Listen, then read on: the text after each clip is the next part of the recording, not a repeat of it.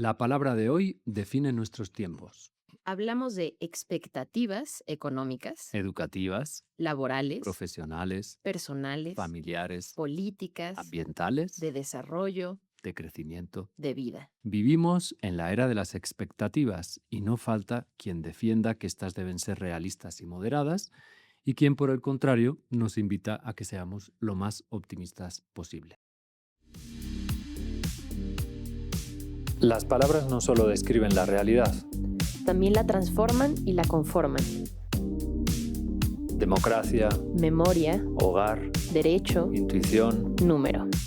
En este podcast, cada semana conversamos con un especialista diferente sobre una palabra clave para comprender el mundo.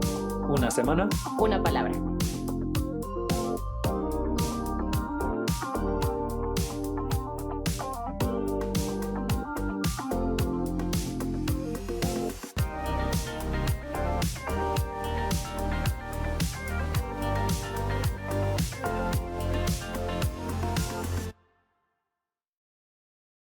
la palabra expectativa proviene del latín y está compuesta por el prefijo ex, hacia afuera, y el verbo expectare, contemplar, ver con atención. En el diccionario es definida como la esperanza de realizar o conseguir algo. Aunque todos sabemos lo que significa la palabra, tenemos muchas dudas en torno a ella. ¿Es más conveniente tener expectativas moderadas u optimistas? La respuesta no es clara.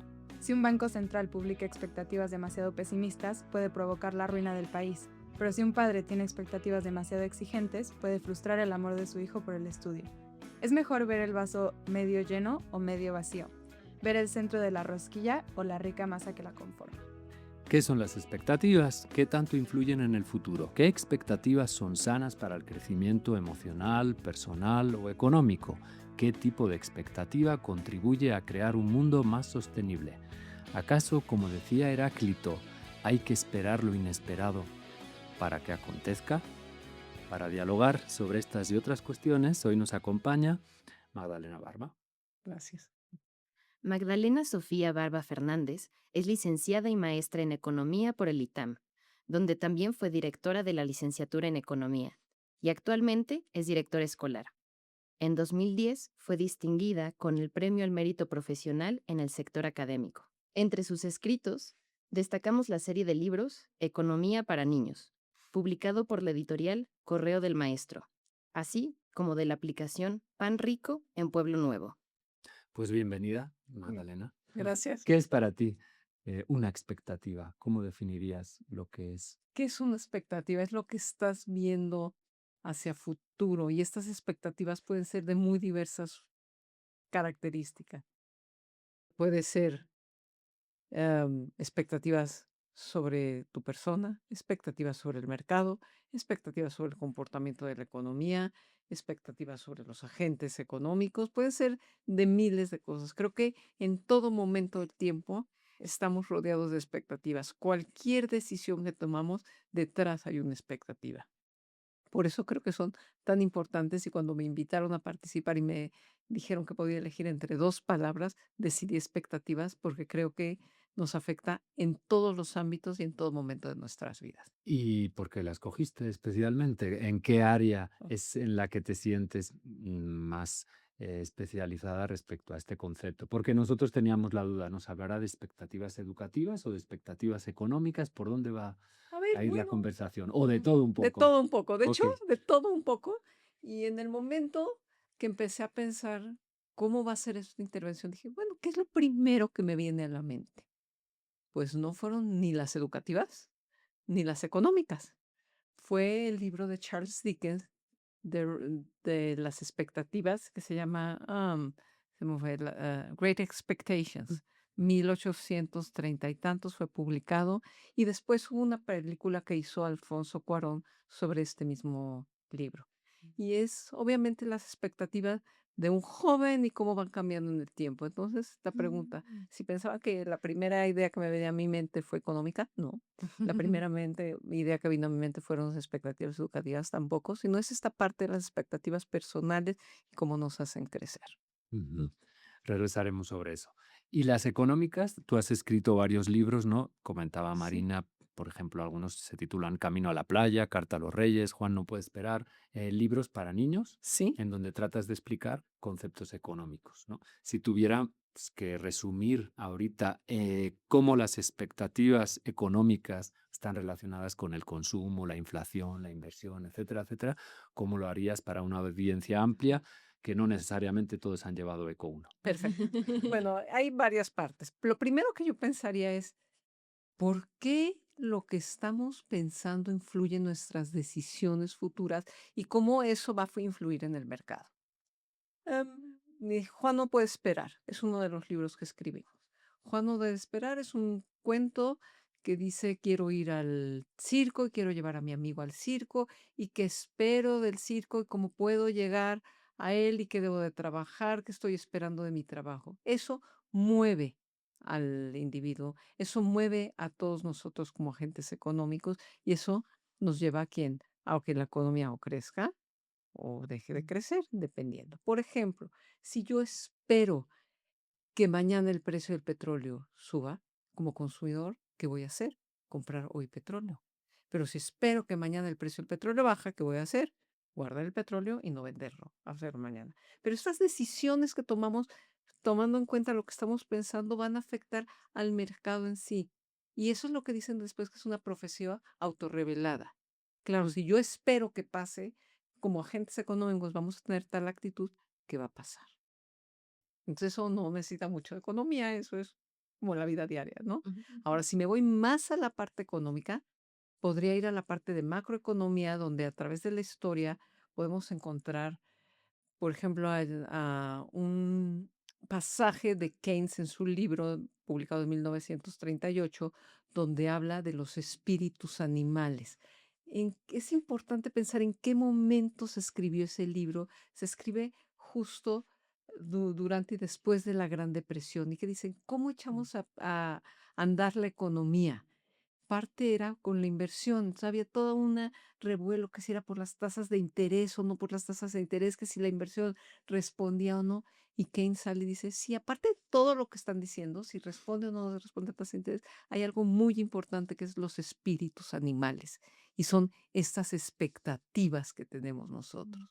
Siempre tienen que ser expectativas perfectamente racionales. No, es algo que sentimos. Entonces, si me voy 1938, ahí lo tenemos y después ya en teoría económica nos podemos ir a la parte de expectativas adaptativas, que depende la decisión de hoy, depende de lo que pasó ayer, o expectativas racionales, donde todas las expectativas o lo que tú decidas hacer depende de toda la información que tengas hoy.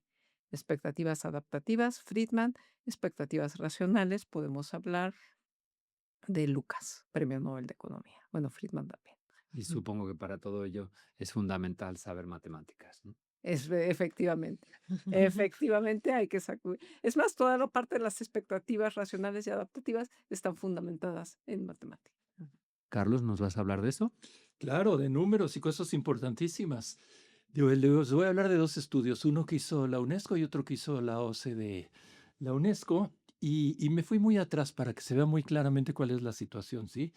Hizo unos estudios comparativos que demuestran que los países que invierten en ciencia y tecnología, evidentemente logran un mayor crecimiento, ¿sí? Y les pongo los números para que lo tengamos muy claro, ¿sí? Me fijé en el periodo de 1970 a 2000, cuando en México decían estamos en la opulencia, porque es con toda la época del petróleo, etcétera, etcétera, ¿sí? Ok, ¿qué pasó ahí? En ese periodo voy a tomar a 4 países: México, Brasil, Corea y España. Más o menos estaban en la misma situación económica, social, etcétera. Eran países muy parecidos. Ok, México decidió dedicar 2 veces más de lo que dedicaba a la ciencia y la tecnología en ese periodo. Brasil 4.5 veces más, España 5 veces más y Corea 9 veces más. ¿Sí? Los puse así en orden. ¿Sí? ¿Qué pasó? ¿En qué se reveló eso? El ingreso por cápita en dólares corrientes, es decir, actuales, fue lo siguiente. México creció 3.8 veces, ¿sí? Es decir, ganó en el salario mínimo 3.8 veces, ¿sí? Brasil 6.3 España 7.4 y Corea 25.9. Entonces, bueno, la mejor inversión que puede hacer un país para mí está clara: ciencia y tecnología. Ahora el estudio de la OCDE. A nivel global, muchos jóvenes enfrentan una mentalidad totalmente antimatemática, lo sabemos, sí, es un problema, ¿sí? Y según el estudio matemáticas, según el estudio que hizo la OCDE llamado Matemáticas para la Vida y el Trabajo, realizado por ellos y publicado, y que salió en El Economista en noviembre de 24, por ahí. Ok, este fenómeno presente en la mayoría de los países que integran este organismo económico advierte una falla de conexión emocional positiva con las matemáticas. No obstante, el rendimiento de los niños y jóvenes en matemáticas, de acuerdo con estimaciones basadas en el programa de PISA, refleja inmediatamente cuál es la situación de cada país. El estudio, al ver las economías y relacionarlo con los resultados de PISA, ve que los países que están mejor, económicamente hablando, también están mejor en PISA. Es decir, hay una relación muy directa. Más aún, los mejores trabajos los obtienen los alumnos que tienen una mejor formación en matemáticas. Entonces, para no tardarme mucho, porque hay varios puntos aquí, ¿sí? Es decir, cómo hacer cambiar la percepción hacia las matemáticas, cómo influye en la situación de género, cómo influye en la salud. La gente mayor que sabe aritmética y que sabe matemáticas es menos propensa a enfermarse o estar en mala salud que la gente que no tiene nada de eso. Y es claro, ¿no? Porque unos manejan más el cerebro que otros. Entonces tienes más posibilidades de esto, ¿sí? Ok, el estudio subraya la importancia de las matemáticas no solo como una disciplina académica, sino como una herramienta esencial para el desarrollo económico y el bienestar social. La mejora de las competencias matemáticas, la reducción de las brechas de género y la promoción de una mentalidad más positiva hacia la materia son fundamentales para tener una sociedad más equitativa y competitiva. La educación matemática, lejos de ser solo un desafío académico, es una inversión clave en la salud, el empleo, el crecimiento económico de todos los países. Eso es lo que indica este estudio. Es decir, que las expectativas del mundo serían mucho mejor si se invierte más en matemáticas y en ciencias. Y ahí es donde viene una pregunta que yo le voy a hacer a Magdalena como directora escolar. ¿Qué expectativas tenemos respecto a las matemáticas y la educación en el mundo, en México y en el ITAM? Hijo, Carlos, es una buenísima pregunta. Nunca me la esperé, pero bueno, ¿qué expectativas? Primero que nada, yo creo que en México, aunque no tenemos una buena expectativa de las matemáticas, las deberíamos de tener. Deberíamos de tener una expectativa en matemáticas. ¿Por qué? Porque como dijiste, eso va a ayudar al desarrollo de los individuos, de las personas, y eso va a afectar, bueno, o va a influir, llamémoslo en vez de afectar, el crecimiento de la economía y de la persona en sí. Em, Creo que las matemáticas las hemos dejado rezagadas. No hemos invertido lo que necesitamos en ello y probablemente porque no se espera que tengan este desempeño o este desarrollo del que Carlos hablaba. Como país, mi expectativa me gustaría que fuera invertir mucho más en el aprendizaje y en la enseñanza de matemáticas, pero desde muy pequeños. Yo por ahí, Carlos me podrá decir si es verdad o no. He leído en algunos lugares donde hay una diferencia entre la educación de las matemáticas de las mujeres y de los hombres. Y eso tiene una influencia en el futuro. Entonces, primero que nada, deberíamos de esperar que eso cambiara. Deberíamos de esperar que todos, mujeres, hombres, tuviéramos un piso parejo, tuviéramos exactamente las mismas expectativas futuras, porque si tenemos la misma expectativa futura, hoy va a llevar a quién, a que podamos invertir, si queremos llamarlo, en hombres y mujeres en matemáticas y en todas las ciencias de la misma manera. Eso que dices de que la educación inicial es importantísimo. Es más importante que los niños vayan a un preescolar a que vayan a la Sí. preparatoria. Es decir, la formación del niño es mucho más sólida, fuerte cuando van a un preescolar que cuando no fueron al preescolar y van a un bachillerato. Es más, eso me lleva a pensar, hace muchos años que estaba en el departamento de economía, llegó una estudiante y me pidió que le asesorara una tesis de educación inicial, donde prácticamente hace veintitantos años, 30 años, ni siquiera aparecía el término de educación inicial y es antes del preescolar. Y creo que es fundamental eso. De ahí es donde tenemos que partir.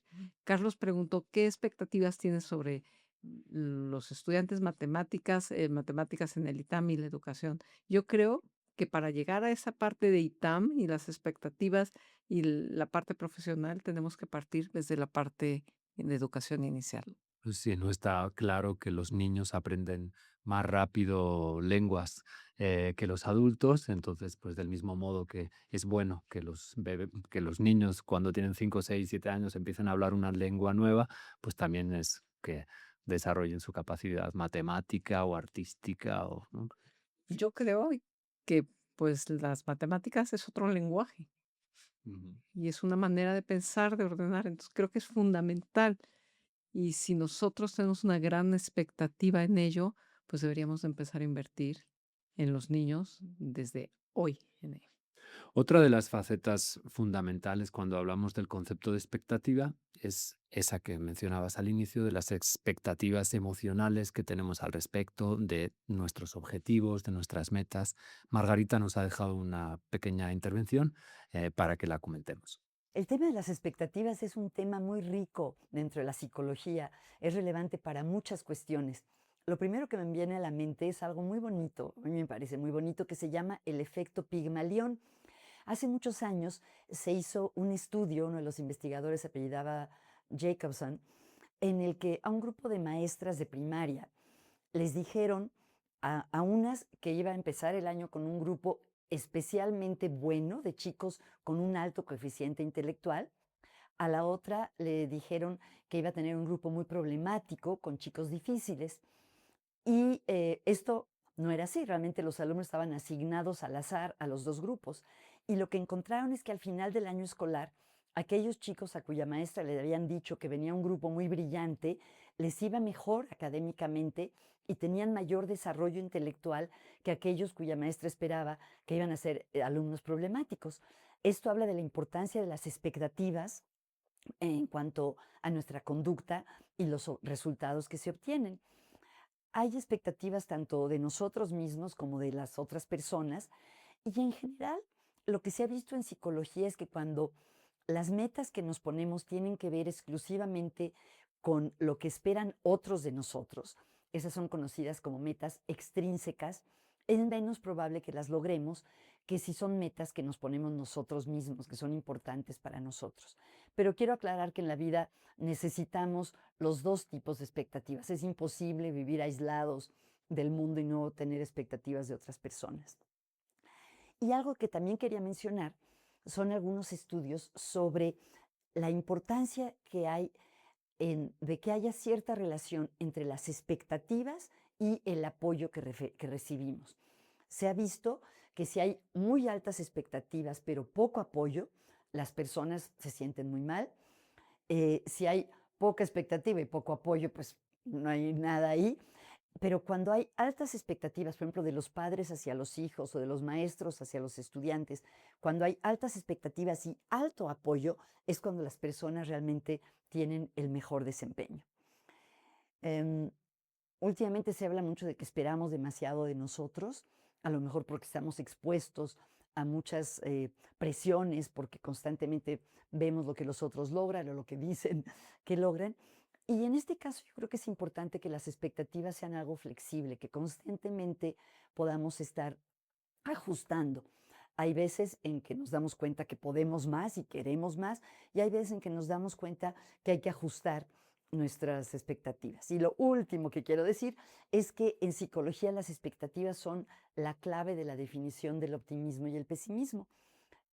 Un optimista es una persona que espera que en el futuro sucedan cosas buenas y un pesimista es una persona que en general espera que en el futuro sucedan cosas malas. Y como directora escolar, Magdalena, ¿tú qué opinas sobre estas expectativas que podemos tener los profesores sobre los alumnos, a la inversa, los alumnos sobre los profesores, uno mismo hacia sí mismo como estudiante? Mm, Esa es una pregunta buenísima. ¿Y qué esperaría yo? ¿O cuál sería mi respuesta? Yo tengo una alta expectativa de todos los estudiantes que se inscriben al ITAM. Todos los estudiantes que entran al ITAM creo que tienen la capacidad, y creo que tienen los conocimientos para seguir adelante y como institución, como director escolar, yo siempre tengo una gran expectativa en ellos. Por otro lado, yo creo que también los estudiantes que desean ingresar al ITAM también tienen una gran expectativa en la institución. Am, ¿Cuál es el problema? A veces esas expectativas, como dijo Margarita, no solamente necesitamos la expectativa, sino necesitamos también el apoyo. Si esas no van juntos, tenemos problemas importantes. Encontramos, por ejemplo, expectativas de estudiantes muy altas, pero familias que no los pueden apoyar por diferentes condiciones socioeconómicas, y entonces ahí tendremos que trabajar mucho en ello. Sobre los profesores, creo que también es muy importante que los profesores tengan una gran expectativa sobre sus estudiantes, porque eso nos lleva siempre a ser mejor. A mí me gustaría siempre caer en un círculo virtuoso y no un círculo vicioso, porque si yo pienso que mis estudiantes no son buenos, pues como profesor no me voy a esforzar, pero si como estudiante también pienso que la educación que estoy recibiendo no es buena o que el profesor no es bueno, eso me va a llevar en el espiral contrario. Como director escolar, yo creo que tenemos los mejores estudiantes del país. Tengo una gran expectativa de ello y también creo que tenemos a los mejores profesores del país. Y también tengo una gran expectativa y eso creo que nos puede llevar a un ITAM que todos queremos, con los mejores estudiantes, los mejores profesores, los mejores profesionistas y también los mejores personas para nuestro país. Pues vamos a oír a algunos de estos brillantes estudiantes. ¿En qué situaciones es mejor tener expectativas altas y en qué situaciones bajas? Yo creo que siempre es mejor tener expectativas altas porque así vas más motivado y es más probable que te salgan bien las cosas. Y aunque luego te salga mal, pues creo que hay que ser siempre positivo y hacerlo lo mejor posible. Yo diría que bajas cuando vas a conocer, no sé, alguna persona nueva, un amigo de tu amigo, porque realmente si te haces muchas ilusiones pues de cierta persona, puede que pues a la mera hora no cumpla esas expectativas altas y pues salga medio mal. Y altas, pues la verdad creo que siempre tienes que tener una actitud, por ejemplo, a la hora de buscar un trabajo o buscar algo pues que te guste.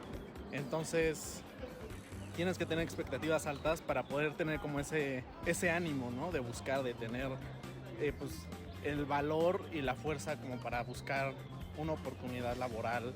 Y yo creo que la gente pues que hace las entrevistas, que busca los promotores y todo, se dan cuenta de esa voluntad y de todo lo que traes. Entonces esa expectativa alta creo que te brinda muchas oportunidades. Entonces sí, en el mundo laboral sí, en el mundo como personal, de conocer más gente, chance no es tan recomendable. Yo creo que siempre es mejor tener expectativas bajas porque así no te puede sorprender nada. Como que si ya piensas lo peor, pues una como que ya te acostumbra, o sea, ya estás preparado para lo peor que puede pasar y si pasa algo bueno, pues o sea, te hace sentir, o sea, no hay pierde ahí, ¿sabes? En cambio, si siempre tienes expectativas altas o llegas a tener, pues sí te puedes decepcionar un poco. Tal vez sea muy romántico de la vida, pero creo que si siempre tienes expectativas bajas, pues es algo como súper triste de todo. Entonces, te diría que más bien es ser realista de ciertas cosas. O sea, no es como, no, si voy a llegar al examen de cálculo sin haber estudiado y como creo en el optimismo me va a ir muy bien. No, o sea, ahí sí ser realista y es, güey, tengo que estudiar y no pasa nada. Pero creo que si en lo demás, en la vida, tienes una expectativa baja de todo, pues qué triste, ¿no? Bueno, pues es lo que opinan los estudiantes, pero te queríamos preguntar a ti, ¿tú qué opinas? ¿Es mejor siempre expectativas altas, siempre bajas o en qué situaciones es mejor cada una? Yo creo que siempre hay que tener expectativas altas. ¿Por qué expectativas bajas? No están creyendo en ustedes. Al revés, tienen toda la capacidad para salir adelante, tienen todos los conocimientos, tienen todos los apoyos. Hay que ver hacia un futuro mucho mejor. Si digo, ay, pero expectativas bajas porque no sé si me va a ir muy bien y entonces no me voy a decepcionar, creo que eso, al revés, como dije anteriormente, en vez de llevarte a un círculo virtuoso, te lleva a un círculo vicioso. Pues ya ves, es que yo sabía que no me iba a ir tan bien, entonces ni para qué estudio porque no me iba a ir bien. Y al revés, entonces yo no estoy de acuerdo en la parte de las expectativas bajas. Al revés, pienso que las expectativas deben ser altas y probablemente realistas. Ahora, las expectativas siempre son tomadas o siempre están basadas en un sentimiento, pero también en la realidad, lo que estamos viendo hoy, la información que tenemos. Esa es mi opinión. Como dice el refrán, bueno, el refrán, una frase que por ahí oí una vez, hay que dejar el pesimismo para tiempos mejores. Exactamente. Incluso, Buenísima, sí. buenísima. Pues en este programa caleidoscópico, hoy también vamos a oír unos curiosos datos que nos trae Marina sobre el concepto de expectativa de vida. Ajá. Muy fuera de todo lo que hemos estado platicando, pero se me hace súper curioso. En los mamíferos, la expectativa de vida está determinada por muchísimas cosas, pero una de ellas también es qué tan grandes son, la cantidad como de masa corporal que tiene la especie en sí, no los individuos dentro de la especie. Entonces, por ejemplo, los ratones, las musarañas, esos más o menos se despiertan y ya se mueren, ¿no? Tienen como 2 o 3 años de vida. Por ejemplo, los perros y los gatos, que ya son más medianones, entre los 10 y 15 años, dependiendo de la especie. Y luego tienes a las ballenas, que pueden llegar a más de los 200 años en algunas especies, ¿no? Y esto hay muchas excepciones a la regla, pero en general está vinculado a la tasa metabólica de las distintas especies. Entonces, los que son muy chiquitos, como los ratones, tienen un metabolismo súper acelerado. Sus pulsaciones del corazón son de cientos por minuto y sus células se tienden a dividir de manera más rápida. Y cada vez que hay división celular hay como un desgaste de estas y a lo largo va generando como un estrés oxidativo dentro de las células. Y en cambio, los animales que son más grandes, por esto mismo, tienen como que su reloj biológico es algo más lento. Entonces van más pausados y el deterioro es también más corto. Y en parte también es como esta presión ecológica del entorno. Entonces, si eres un ratoncito, lo más probable es que en unos cuantos meses llegue algún águila de arriba y bye, fuiste, ¿no? Entonces, como especie evolutivamente tiene más sentido el crecer rápido a la edad de maduración sexual, poder reproducirte, tener 50 chiquitos y pues ya si mueres continúa la especie, ¿no? No tiene sentido biológicamente hablando, invertir como recursos en esta protección para repararse constantemente y poder vivir 50 años o más. En cambio, un elefante o una ballena, la verdad es que tienen muy pocos depredadores y entonces pueden dar como el lujo de crecer lentamente y tardan muchos más años en poder llegar a la etapa de maduración sexual y a partir de ahí pues vas decayendo, ¿no? Entonces, sí tiene sentido el haber hecho la inversión biológica porque tienen altas probabilidades de llegar más adelante, ¿no? Y sí hay excepciones. Por ejemplo, los humanos somos una de estas excepciones porque la verdad es que pesamos poquito, pero podemos actualmente vivir en general como los 70 años. Y en parte sí ha sido porque hemos podido modificar nuestro entorno, tenemos medicinas y todo eso, pero seguimos siendo una anomalía. Otras son los murciélagos, que son chiquitos, pero también viven como entre 30 y 40 años. Y una de las cosas que sugieren es que como pueden volar, tienen notoriamente menos depredadores que un ratón, una musaraña, las ratas en general. Y también la rata topo desnuda puede llegar a vivir hasta los 30 años. Y ya después empiezan a discutir más al interior de las especies, porque ahí me puse a leer y encontré explicaciones completamente opuestas. Algunos que dicen que también dentro de las mismas especies, los animales que son más grandes también tienen como el metabolismo más lento y todo eso, pero también que los animales más chicos de repente tienen un menor desgaste y cosas así. Entonces ponían el ejemplo de los perros, que un chihuahua te puede vivir 15, 20 años, pero el gran danés como 7 a 9 años. Pero también entra la discusión de, bueno, pero qué tan modificado estuvo el surgimiento del gran danés, como no es una raza natural, por así decirlo. Pero los ponis viven más que los caballos normales. En humanos parece que las poblaciones más chiquitas tienden a tener más personas que lleguen a los 100 años, más chiquitas en estatura, poblaciones que llegan a los 100 años que los que son más grandes, pero ahí ya tienen muchas cosas contradictorias entre estudios. Pero en general, mamíferos, especies grandes viven más que las especies muy chiquitas. Y no aplicable a los seres humanos. O Somos una necesariamente. de las excepciones curiosas. O sea que por ser más grande no va a vivir un ser humano más que otro, ¿no? Más bien al interior de la especie, Sí. tú dices.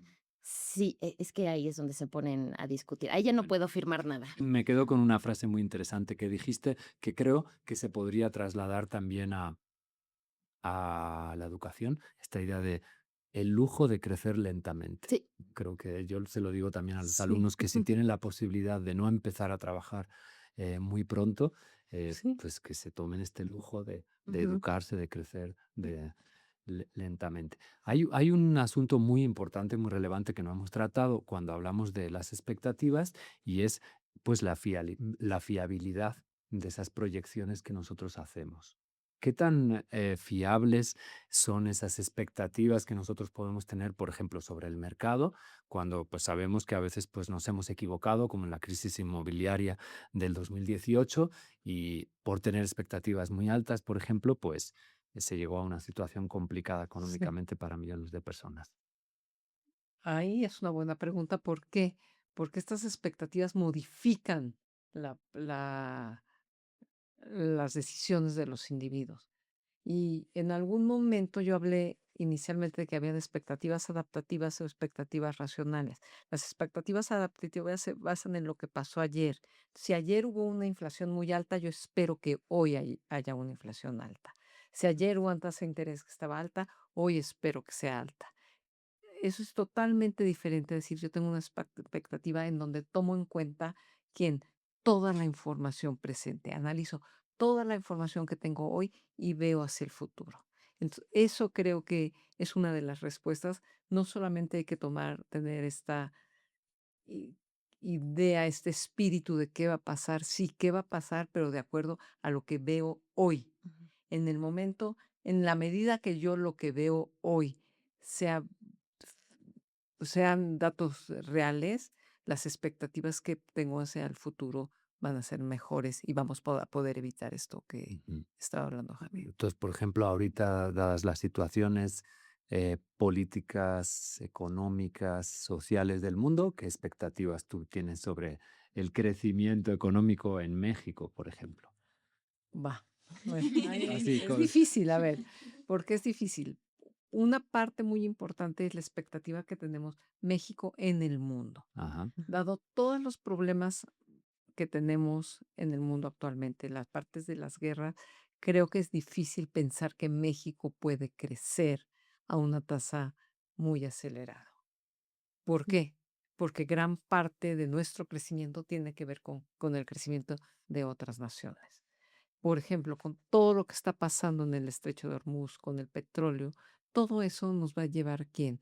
A un crecimiento probablemente más lento. Ese crecimiento más lento también tiene que ver con las expectativas. Si pensamos que esta guerra nos va a llevar más tiempo, va a llevar menos tiempo, ¿cómo va a afectar el precio de los hidrocarburos y por lo tanto de todas las mercancías y del comercio internacional? Si eso sucede, obviamente nuestra economía va a dejar de crecer. Por ejemplo, ¿quién pensaría que el tipo de cambio el día de hoy está en 17, 20? ¿Esa era la expectativa? No, esa no era la expectativa que teníamos respecto al tipo de cambio. Desde mi punto de vista es que los modelos matemáticos actuales no contemplan todas las posibles variables y lo único que te dan es una aproximación y eso es lo que se usa como la expectativa de que va a crecer tanto, de que va a pasar esto, de que va a pasar lo otro. Pero cuando influyen cosas externas que no consideras en tu modelo, pues el modelo no te puede predecir qué es lo que va a pasar con eso. Y eso es simplemente porque los modelos que se utilizan no son completos, sino que es nada más una aproximación de lo que va a suceder. Exactamente, en economía son los shocks externos. Exacto. Y un shock externo te va a sacar del equilibrio de la tendencia que llevas. Y ahorita tenemos muchos que shocks. no voy a hablar de ellos. Yo estoy de acuerdo. Hay muchos shocks externos, que esos shocks externos pues nos van a pegar al No crecimiento. se miden. Y desde luego eso va a afectar el mercado laboral. Sin duda. Ajá.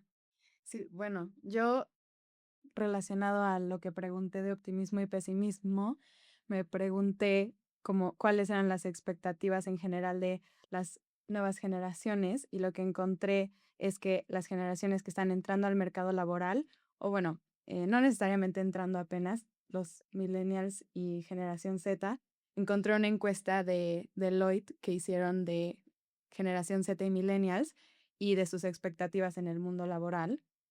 Bueno, no sé qué tanto se pueden medir las expectativas, pero como su optimismo económico, sus expectativas ambientales, etcétera, relacionada al mundo laboral. Y lo que encontré fue, primero, que hay cierto optimismo económico que tienen o entre el 40 y el 48% de los encuestados esperan que su situación económica mejore. Luego, respecto a las expectativas ambientales, son altas. Dice que la generación Z, el 62% y en los millennials el 59% tienen preocupaciones sobre el cambio climático y sobre las empresas en las que trabajan y cómo las están manejando. Y dice que el 20%, alrededor del 20% de las personas se han cambiado de trabajo por estas preocupaciones ambientales. Y luego, también algo que se me hizo interesante fue las expectativas sobre la inteligencia artificial generativa. Y dice que entre el 52 y el 59% de estas personas esperan que la inteligencia artificial generativa los va a hacer buscar trabajos que sean menos reemplazables por la automatización. Entonces, pues creo que es un poco pesimista esta expectativa y esos fueron como los resultados más importantes. O sea, la encuesta es de 2024, o sea que reciente. Por ejemplo, en matemáticas creo que llegaron 60 solicitudes, ¿sí? ¿Y cuántos? Da igual. ¿Dos? Ponle 10 plazas, da lo mismo, ¿sí? Bueno, aún así. Es decir, en 10, el instituto, ojalá en el 10, instituto de matemáticas para una plaza, 250 solicitudes. Sí. En Utrecht, donde está mi hijo, para una plaza, 1,200 solicitudes. Gentes de Estados Unidos, claro, porque les Claro, cortaron en los Estados proyectos, Unidos. pero hay gente de Estados Unidos que llega con grants ya aprobados a solicitar una plaza de profesor ahí Sí. nomás. Sí. No, sí, Entonces eso las está muy fuerte. expectativas Depende de qué trabajo en la ámbito, ¿no? academia son Sí. muy Y en la parte de chiquitas, investigación muy yo también chiquitas. creo. Las expectativas en investigación, es decir, uno no puede ser investigador si tiene sus expectativas bajas. Exactamente. Es decir, si tú no crees que vas a poder hacer esto, si tú no crees que vas a poder escribir esto, si tú no crees que vas a poder publicar lo otro, ¿qué haces? Con cualquier cosa de la vida, ¿Qué ¿no? Ni haces? deportista, ni Sí, músico. yo ni no el- conozco a ningún equipo de fútbol que llegue a un partido diciendo vamos a perder. Y eso Bueno, espero, así que no los es. convenzas de eso, No pero, llegues por con ejemplo, eso, en la parte de ¿Sí me investigación tienes entiendes? razón. No, es obvio. Y yo lo veo con mi No me hija. conoce. O sea, la expectativa, el laboratorio que ella trabajaba, la expectativa es que no iban a tener financiamiento. Pues acabó. Está terrible. Terrible. Eso es Acabó el terrible. laboratorio cerrando una serie de los proyectos. ¿Por qué? Exactamente. Porque la expectativa era y se Tal cosa y ya no pueden. y ya no pueden. Entonces la gente en Estados Unidos, pero profesores ya consolidados están tratando de emigrar.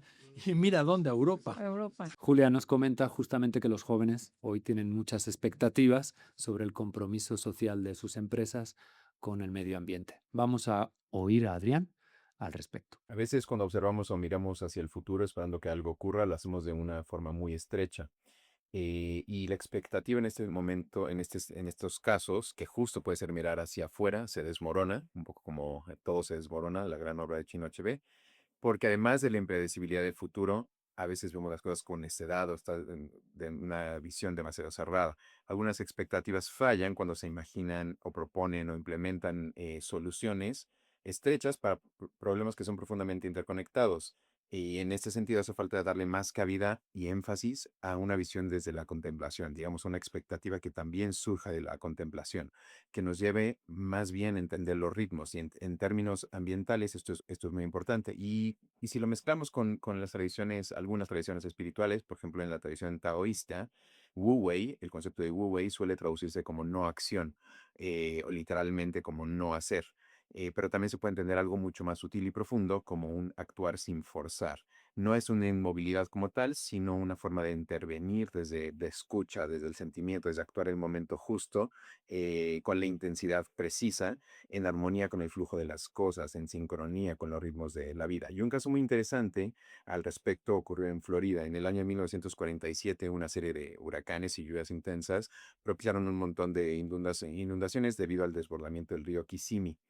Esto afectó, por supuesto, a las tierras, las carreteras, un montón de viviendas quedaron afectadas y la respuesta fue la lógica, provino de la lógica dominante de la época. Vamos a controlar el río Kissimmee, vamos a como ponerlo en cintura y realmente a enderezarlo. Entonces todos los meandros del río Kissimmee desaparecieron y se volvió así como un canal recto. El canal fue un sistema de canalización muy intrincado, pero realmente estos meandros desaparecieron, estas curvas bellas del río desaparecieron para ponerlo en un espacio recto. Así, entonces, eventualmente se afectó el flujo de esta agua a los Everglades, se construyeron más canales para acelerar el drenaje del agua a otro lago, al lago Okeechobee. Y en 1963 los periódicos celebraban toda esta infraestructura, esta implementación, con titulares sobre el río domado y demás. El río Kissimmee ya estaba domado y por supuesto acompañadas de este canal impresionante del 78. La obra cumplió parcialmente con esa promesa inmediata de control de las inundaciones, porque no consideró las interconexiones profundas de la cuenca. Desaparecieron eventualmente humedales, colapsaron poblaciones de aves, de peces, se alteró el flujo que sostenía a los Everglades. Se perdió sobre todo la planicie de inundación, este espacio que está en los laterales del río, que sirve como un amortiguador, que sirve como una esponja para atrapar sedimentos y demás, para controlar el flujo del agua, para que no se vaya tan rápido. Entonces, ¿qué era lo que pasaba? El agua iba muy rápido hacia el lago Okeechobee, afectaba la calidad de agua, y además propició en otros sitios otras inundaciones. En fin, décadas después se implementó el proyecto paradójicamente de restauración del río Kissimmee. Es como todo va para atrás. Después de que se invirtieron millones y millones de dólares, el proyecto de restauración del río Kissimmee era regresarlo a su curso habitual, a su cauce habitual. Y otra vez regresaron, en lugar de tener el agua en el canal estrecho hasta en el C38, otra vez se hicieron otra vez los meandros, se regresó el río a como era originalmente, ¿no? Se apostó entonces por lo contrario, por rellenar el canal, reconectar meandros y devolverle al río esta planicie de inundación. Ha sido un caso de éxito que nos lleva a pensar en cómo mirar hacia afuera desde el futuro, sí, con esta idea de actuar sin forzar, ¿no? Sobre todo a entender, como decía hace ratito, los ritmos de la vida, ¿no? No de forzar el agua a seguir una línea recta, que eso es imposible pensando en agua, sino de crear las condiciones para que naturalmente funcione. Em, entonces, resalta la expectativa de este proyecto porque que terminó hace unos 5 años en su fase, digamos, una de sus fases más avanzadas, porque se restauraron los procesos y condiciones pensando en qué sostiene la vida. Y decía Lao Tse, hablando de taoísmo, ¿no? Todo aquello que es flexible y fluye tenderá a crecer.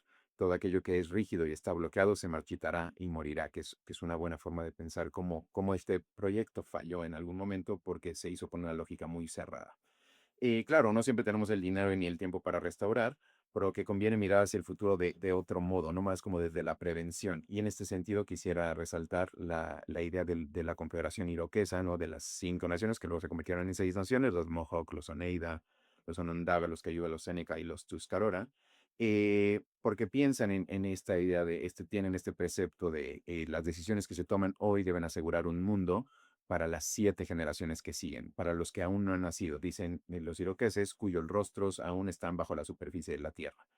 Y dirían también somos parte de todo lo que está debajo de nosotros, encima de nosotros y a nuestro alrededor. Nuestro pasado es nuestro presente es nuestro futuro, y nuestro futuro son 7 generaciones de pasado y presente. Claro que a veces se ha utilizado de más y de un mal modo esta idea de las 7 generaciones y ya aparecen en jabones y grupos de emprendimiento de todo tipo, pero es fundamental este tipo de visión de pensar en 7 generaciones adelante para tomar decisiones sobre un proyecto, por ejemplo. Y ir a preguntar en tu visión, Magdalena, o quizás desde la economía o ambas, ¿cuáles son los horizontes temporales más habituales en los que solemos tomar decisiones? ¿Cuáles funcionan más? ¿Cuáles no funcionan? ¿Cómo son los tiempos, digamos, de las expectativas? ¿Cómo eso influye en las decisiones? Y si alguna vez pensamos o has visto la aplicación, aunque no sea textualmente, literalmente, de los Haudenosaunee, de los iroqueses, de estas 7 generaciones hacia adelante. La expectativa sobre la economía. Primero que nada, tenemos que ver cuáles son las variables que normalmente se tienen expectativas. Hay expectativas sobre inversión, sobre tipo de cambio, sobre inflación y sobre crecimiento del PIB. Am, ¿De qué dependen ellas? Dependen de una parte estructural importante y también depende del contexto internacional y bueno, también del contexto nacional, de las leyes y manera que estamos actuando.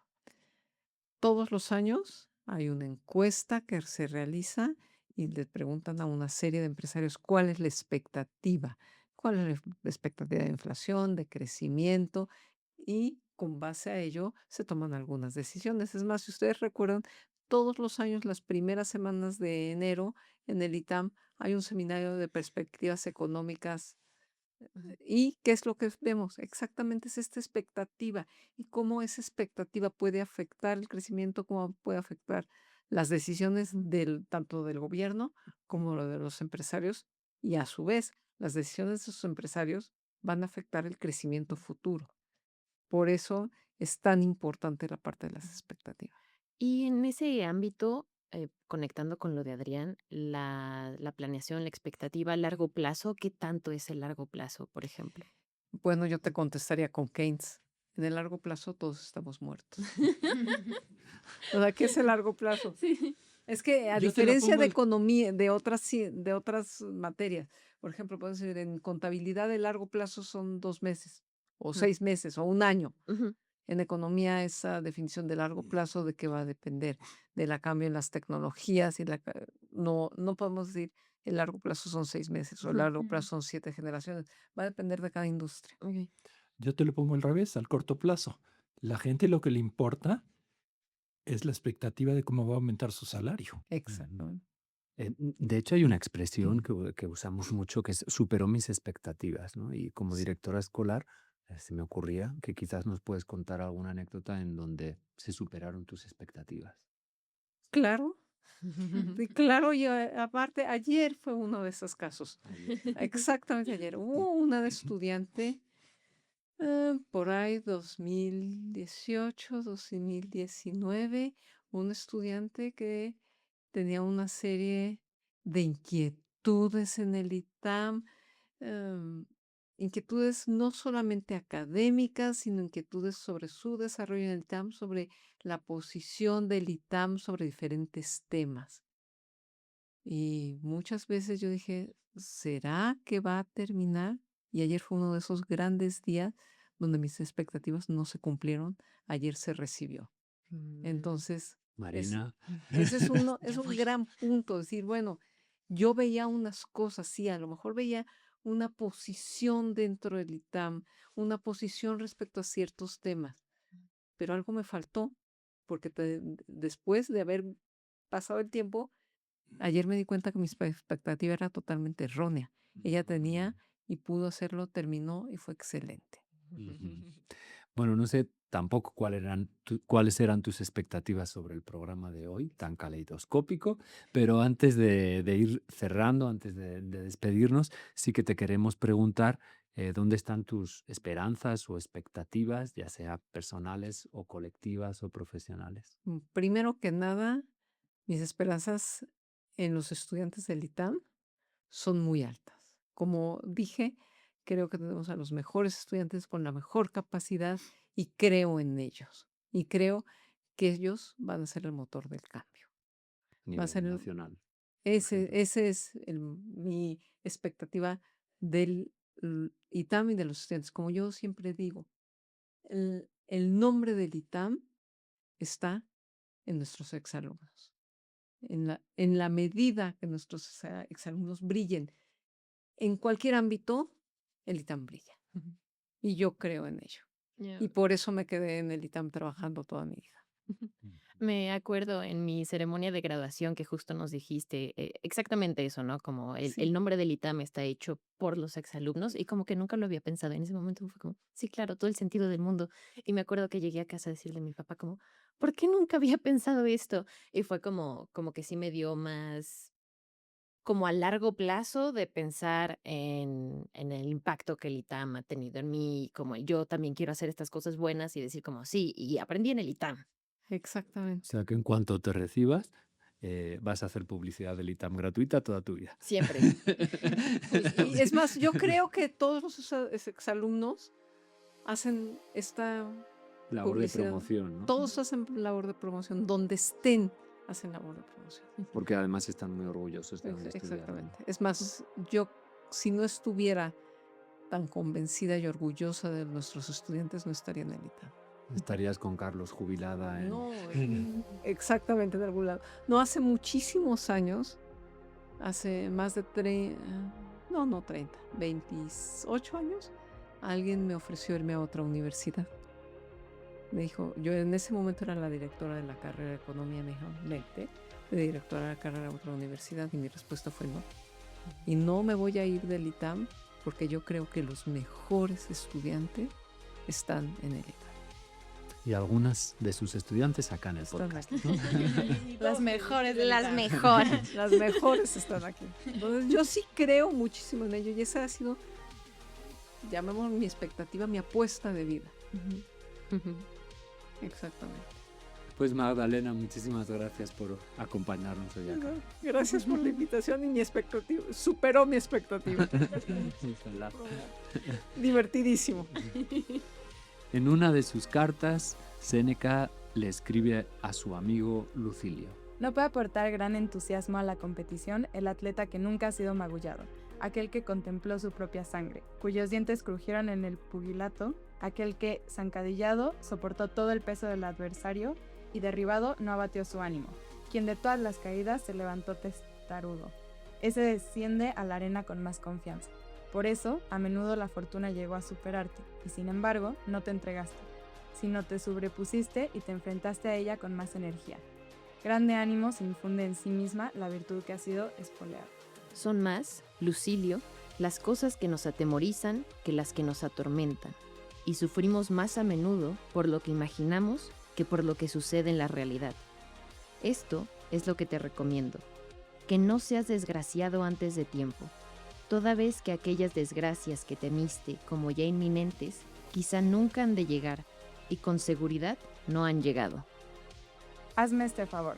Cuantas veces te veas rodeado por quienes tratan de persuadirte de tu mala fortuna, piensa no en lo que oigas, sino en lo que sientes. Que conversaciones como la de hoy, con nuestra invitada especial, Magdalena Barba, y nuestros amigos de siempre, nos ayuden a pensar en el futuro con una sonrisa y no con miedo, pues como decía Heráclito y dijimos al inicio, si no esperas lo inesperado, no lo encontrarás. Que estas palabras sean nuestra brújula en la era de las expectativas. Una semana, una palabra. Este episodio ha sido posible gracias al CARLE y al Departamento Académico de Lenguas, al Centro ITAM de Estudios del Bienestar, a la Oficina de Comunicación, adscrita a la Dirección de Desarrollo y Comunicación Institucional. Y por supuesto a nuestros amigos invisibles, Martín, Adrián, Shana y Bruno.